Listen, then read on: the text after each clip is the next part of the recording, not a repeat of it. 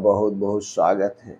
दोस्तों, आज के समय में दुनिया भर में मानसिक रोगियों की संख्या बहुत तेजी से बढ़ रही है और हैरानी की बात ये है, इसका सबसे ज़्यादा शिकार कौन हो रहे हैं? युवा हो रहे हैं। इसका युवाओं पर सबसे ज़्यादा असर पड़ रहा है, जैसे depression, anxiety, panic attack, overthinking और नींद की कमी। ये सब अब आम आम समस्या बन चुकी है और ये अपने आप में बढ़ता जा रहा है, युवाओं को अपनी चपेट में ले रहा है। आखिर ये सारी समस्याएं क्यों बढ़ रही हैं?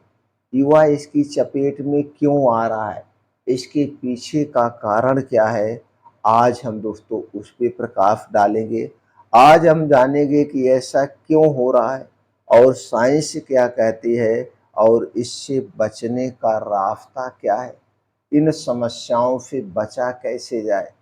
इस पे हम मॉडर्न साइंस का भी नज़रिया जानेंगे, अपने अनुभव भी शेयर करेंगे और दोस्तों बचने के लिए कुछ कारगर उपाय भी बताएंगे, जिसे अपना करके आप मानसिक समस्या से बच सकते हैं, डिप्रेशन, एंजाइटी से बच सकते हैं और पैनिक अटैक से बच सकते हैं।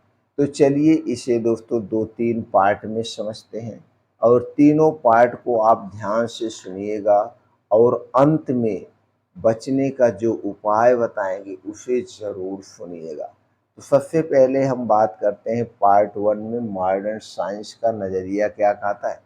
दोस्तों, अगर हम मॉडर्न साइंस की बात माने तो मानसिक रोग केवल दिमाग की कमजोरी नहीं, बल्कि ब्रेन में केमिकल असंतुलन है। हमारी रिसर्च कहती है सेरोटोनिन और डोपामाइन, यानी कि ये दोनों खुशी और संतुलन के हार्मोन्स जब कम हो जाते हैं तो डिप्रेशन और एंजाइटी शुरू हो जाती है। कार्टिसोल यानी स्ट्रेस हार्मोन्स, लगातार तनाव से यह हार्मोन बढ़ जाता है, जिससे दिमाग हमेशा फाइट या फ्लाइट मोड में रहता है। इसके बाद क्या है? इसके बाद रिसर्च मानती है डिजिटल ओवरलोड।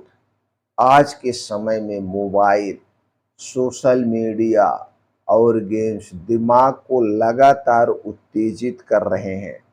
इससे नींद और फोकस दोनों खत्म होते जा रहे हैं। यही कारण है कि डब्ल्यूएचओ ने भी कहा है 21वीं सदी की सबसे बड़ी चुनौती है, वो है mental health crisis. Mental health crisis, इसलिए सावधानी बहुत जरूरी है। अब चलिए हम दोस्तों जानते हैं पार्ट 2 में इसका असली कारण क्या है, क्यों बढ़ रहा है मानसिक रोग। दोस्तों, अगर हम गहराई से देखेंगे तो इसका असली कारण सिर्फ केमिकल असंतुलन नहीं है। इसका असली कारण सिर्फ केमिकल असंतुलन नहीं है, इसके बहुत से कारण है। पहले हम बात करते हैं लाइफ स्टाइल का बदलाव। दोस्तों, पहले इंसान प्रकृति के अनुसार काम करता था, प्रकृति से जुड़ा रहता था। अब क्या है, 90% लोग अपना समय कहाँ बिता रहे हैं? स्क्रीन पर बिता रहे हैं और प्रकृति से दूर होते जा रहे हैं। इसके अलावा अकेलापन, सोशल आइसोलेशन। पहले हम परिवार और समाज का सहारा लिया करते थे, परिवार और समाज में रहते थे। आज लोग वर्चुअल फ्रीडम पर सबसे ज़्यादा फोकस कर रहे हैं। लोग अकेले मोबाइल पे अपने समय को बिता रहे हैं। इसके बाद हम बात करते हैं गलत तुलना, यानी कंपैरिजन करना। लोग सोशल मीडिया दोस्तों, ये जो है हर किसी को इसके लिए मजबूर कर रही है। लोग अपने आप को तुलना करने पर मजबूर हो रहे हैं, एक दूसरे से तुलना करते हैं। इसके अलावा नींद और शारीरिक गतिविधि की कमी, हमारे रिसर्च और अनुभव यही बताते हैं दोस्तों, नींद की कमी मानसिक रोग का सबसे बड़ा ट्रिगर है। तनाव और अनिश्चितता, जॉब प्रेशर, पढ़ाई का बोझ, भविष्य की चिंता, ये युवाओं को तोड़ देती है। लोग दोस्तों अपने आप को एक दूसरे को पीछे करके आगे बढ़ने की होड़ में लगे हुए हैं। ये सारे कारण हैं, ये सारे कारण निकल के आ रहे हैं। अगर आपके अंदर भी इन कारणों में से कोई भी कारण है, सबसे पहले उसे निकाल के फेंक दीजिए। अब हम जिसे जानते हैं इससे निपटा कैसे जाए, वो भी बिना दवा के। तो दोस्तों, मानसिक रोग का इलाज केवल दवा नहीं है, असली इलाज है संतुलित जीवन शैली और मानसिक मजबूती। तो आपको अपना जीवन शैली बदलना होगा और अपने दिमाग को मजबूत बनाना होगा। इसके लिए कुछ चीज़ों का आपको सहारा लेना पड़ेगा। सबसे पहले नेचुरल थेरेपी अपनाना होगा। नेचुरल थेरेपी का मतलब रोज कम से कम 20 से 30 मिनट सूरज की रोशनी में बैठिए। पेड़ पौधे के बीच आपको समय बिताना है, तो सबसे पहला काम है सुबह जल्दी उठिए और निकल जाइए ऐसे स्थान पर जहाँ पर पेड़ पौधे बहुत ज़्यादा हो, चिड़ियों की चहचहाहट हो। उसी बीच में नंगे पाँव जमीन पे टहलिए, वहीं बैठ के कुछ योगा और प्राणायाम करिए। इसके बाद होता है दोस्तों फिजिकल एक्टिविटी, यानी कि डेली कम से कम 2 घंटे सुबह का समय निकालिए। अनुलोम विलोम, भस्त्रिका प्राणायाम, कपालभाति और दिमाग को जो है दोस्तों सेरोटोनिन और डोपामाइन का स्तर बढ़ाने के लिए आपको मेडिटेशन करना होगा। मेडिटेशन करने से हमारे अंदर की नेगेटिविटी खत्म होती है, हमारे अंदर आता है पॉजिटिविटी।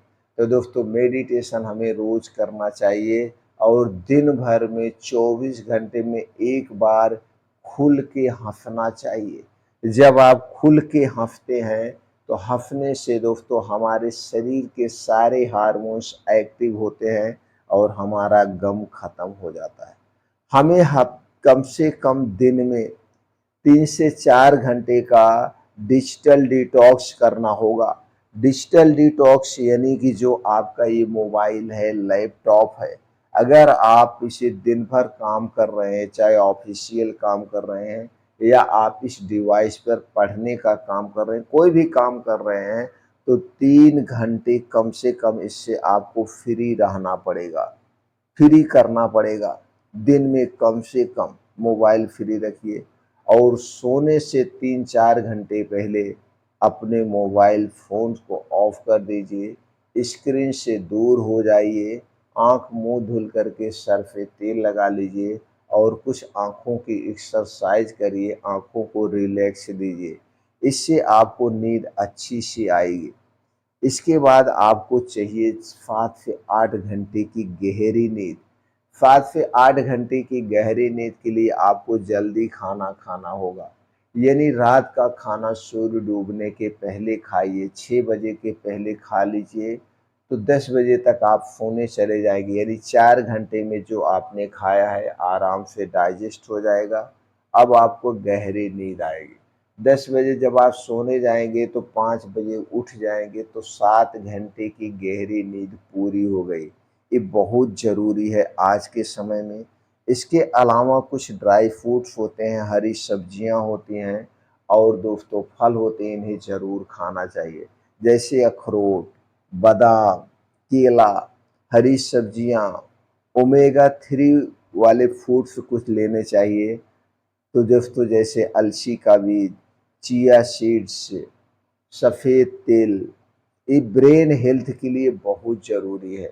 अगर हम फलों की बात करें तो अनार, सेब, संतरे, अंगूर, इन्हें मौसम के हिसाब से हमें ज़रूर खाना चाहिए। तो मौसम के हिसाब से 1 से 2 फल हमें ज़रूर लेने चाहिए। दोस्तों अब हम बात कर लेते हैं कि दोस्तों दवाओं की। तो दोस्तों ये दवाएँ बहुत ज़रूरी मायने नहीं रखती है। अगर आप सही से खाना खाते हैं, सही से सोते हैं, सही से जागते हैं, तो दोस्तों ये बहुत ही ज़रूरी है, आपको दवा की ज़रूरत ही नहीं पड़ेगी। अब इसके बाद दोस्तों मेडिटेशन और ग्रेटिट्यूड बहुत ज़रूरी है। जैसे रोज़ कम से कम 30 से 40 मिनट का ध्यान, दिन में 3 चीज़ों के लिए आभार लिखें।